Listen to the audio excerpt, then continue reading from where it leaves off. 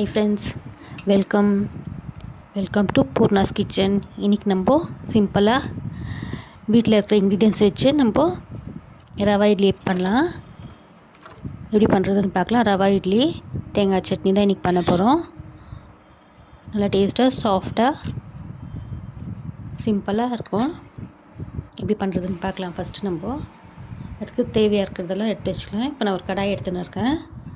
கடாயில் எண்ணெய் ஊற்றி கடுகு, கொஞ்சம் கடலைப்பருப்பு, கொஞ்சம் உளுத்தம் பருப்பு போட்டு நல்லா ஃப்ரை பண்ணலாம். இட்லி வேணும்னாக்கா நம்ம கொஞ்சம் முந்திரி பருப்பும் போடலாம். நான் முந்திரி பருப்பு போடல. நல்லா வறுத்துட்டு இருக்கும். ஒரு 2 பச்சை மிளகா உங்களுக்கு காரத்துக்கு தகுந்த மாதிரி போட்டுக்கோங்க. போட்டு நல்லா வறுத்துட்டு நம்ம 1 கப்பு ரவை எடுத்துன்னு இருக்கேன். அந்த ரவை அதுலேயே ஃப்ரை பண்ணுங்கள். டீ வச்சுடுங்க. ஃபுல் ஸ்லிமில் வச்சு ஃப்ரை பண்ணுங்கள். அது நல்லா ஃப்ரை ஆகட்டும். ஃப்ரை ஆகிட்டு பிறக்கும் அதுக்கு தேவையான உப்பு, கொஞ்சோண்டு சோடாமா கொஞ்சோண்டு போடலாம். நம்ம 1 கப்பு தான் போட்டுன்னு இருக்கேன். உங்களுக்கு 1 கப்புக்கு 8லேருந்து 10 இட்லி வரும். கொஞ்சோண்டு உப்பு, கொஞ்சோண்டு சோடாமா போட்டு இது பண்ணிக்கோங்க. நல்லா ஃப்ரை ஆகட்டும். அது கூட கொஞ்சம் கொத்தமல்லி, இஞ்சி வந்து சின்ன சின்னதாக துருவி போடணும். நல்லா வறுத்துட்டு பிறக்கும். நான் 1 கப்பு ரவைக்கு 1.5 கப்பு தயிர் எடுத்துன்னு இருக்கு. நல்லா கெட்டியான தயிர் வேணும். அது போட்டு நல்லா மிக்ஸ் பண்ணுங்கள். மிக்ஸ் பண்ணிட்டு கொஞ்சம் நேரம் ஊறட்டும். அலசி நம்ம சட்னி ரெடி பண்ணிடலாம். அது நான் நல்லா மிக்ஸ் பண்ணி விட்ருக்கேன். ஒரு 10 நிமிஷம் அது நல்லா ஊறட்டும். அப்புறமா தயிரெல்லாம் இதுவாகிட்டு பிறக்கும். அப்புறமா நம்ம இன்னும் கொஞ்சம் தண்ணி ஊற்றி மிக்ஸ் பண்ணிக்கலாம். ஊறிட்டு பிறக்கும். நான் இது பண்ணியிருக்கேன். 10 நிமிஷம் ஊறிட்டு பிறக்கும். அதுக்கு எவ்வளோ தண்ணி வேணுமோ அவ்வளோ ஊற்றிருக்கேன்.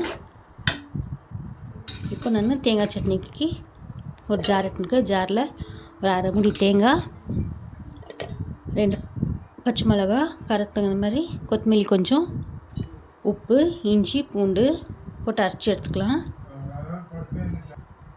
இப்போ அரைச்சின்னு வந்துடுறேன்.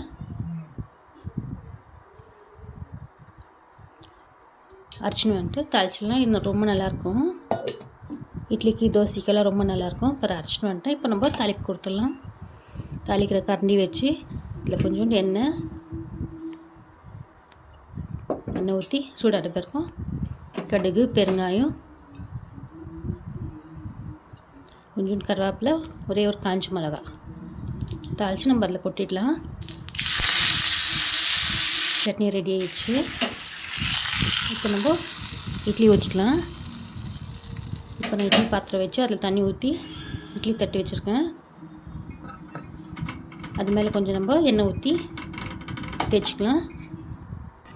பாருங்க, ரவா இட்லி மிக்ஸ் இப்படி தான் இருக்கும். வீட்டிலே பண்ணது, கடையில் எதுவுமே வாங்கலை. வீட்டிலே பண்ணது. தயிர் ஊற்றி நல்லா மிக்ஸ் பண்ணலைங்க. இந்த பதத்துக்கு இருக்குது. ரொம்ப தண்ணியாக இருந்தால் அது நல்லா இருக்காது. இப்போ நம்ம இட்லி தட்டில் ஊற்றி வேகக்கலாம். ஊற்றிட்டு காட்டுறேன். ரொம்ப சாஃப்டாக ஒட்டாமல் இருக்கும். ஒரு 10 நிமிஷம் வேகட்டும். இப்போ நான் இட்லி மூடி போட்டு 10 நிமிஷம் வேக விட்றேன். 10 நிமிஷம் கழித்து நீங்கள் ஒரு ஸ்பூன் இருந்துச்சா இல்லையான்னு பார்க்குறதுக்கு ஒரு ஸ்பூன் எடுத்து தண்ணி பட்டு தண்ணியில் நனைச்சி நீங்கள் தொட்டு பாருங்கள். ஒட்டாமல் வரும். பாருங்கள், ஒட்டலை. இப்போ நம்ம எடுத்துடலாம். எல்லா இட்லியும் எடுத்துகிட்டு உங்களுக்கு நான் சர்வ் பண்ணி காட்டுறேன். பாருங்கள், ஒட்டாமல் வருது. ஒடியும் முடியாது. ஒட்டாமல் சாஃப்டாக இருக்கும்.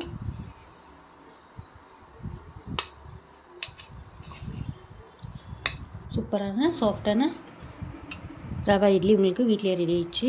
உங்களுக்கு இந்த வீடியோ பிடிச்சிருந்தா லைக் பண்ணுங்கள், ஷேர் பண்ணுங்கள், சப்ஸ்கிரைப் பண்ணுங்கள். தேங்க்யூ. வாங்க சாப்பிட்லாம். சூடான ரவா இட்லி கூட தேங்காய் சட்னி வீட்டிலே பண்ணது சூப்பராக இருக்கும். வாங்க சாப்பிடலாம். இப்போ நாங்கள் சாப்பிட போகிறோம். தேங்க்யூ. பாய். நெக்ஸ்ட் வீடியோவில் பார்க்கலாம்.